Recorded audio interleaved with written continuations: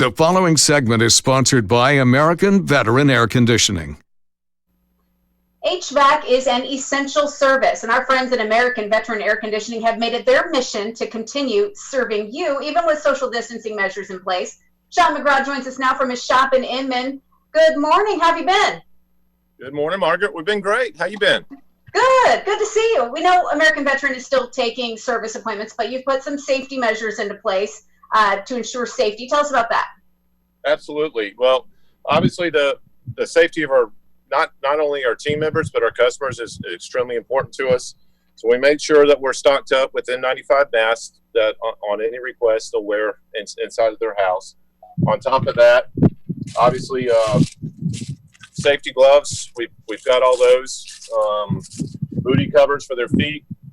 We went an extra measure actually as well as we went ahead and got some handheld UVC lights to sterilize any equipment, and you probably can't see that in the daylight, but we'll run that over any of our tools or doorbells, thermostats, things that we come in contact with, just to make sure that everything is sterilized properly before we leave and enter the house. Fantastic. So you've got all that covered.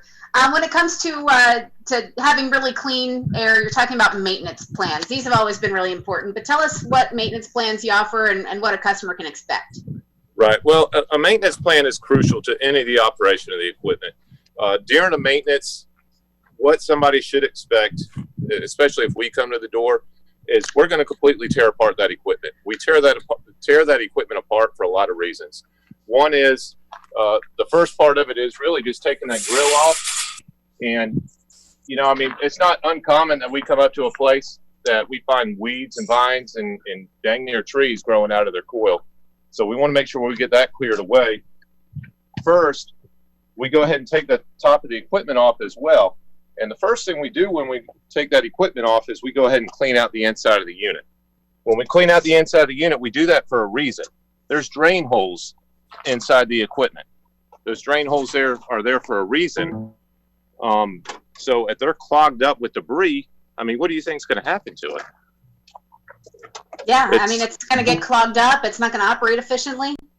Right. That water builds up inside of there. It starts rusting out components, start rusting out hardware, and it really is detrimental to the system. On top of that, we talked before about the importance of cleaning out stuff. When we clean out the system, we want to make sure we pull the top of the unit off, clean it from the inside out. So we went ahead and cleaned half of this coil right here just so you could see the difference. So we cleaned this side of it here. On the other side, and this was a piece of equipment that came out of someone's house, there's the dirty side. And really the effects of that dirt, they hold a lot. What's your thoughts on that, Margaret? No, I imagine the dirt just makes it work too hard, makes it wear down faster. You're absolutely right. Once that dirt gets up in there, and you'll see a lot of times folks will just come out here and wash that down with the water hose or spray it in this way.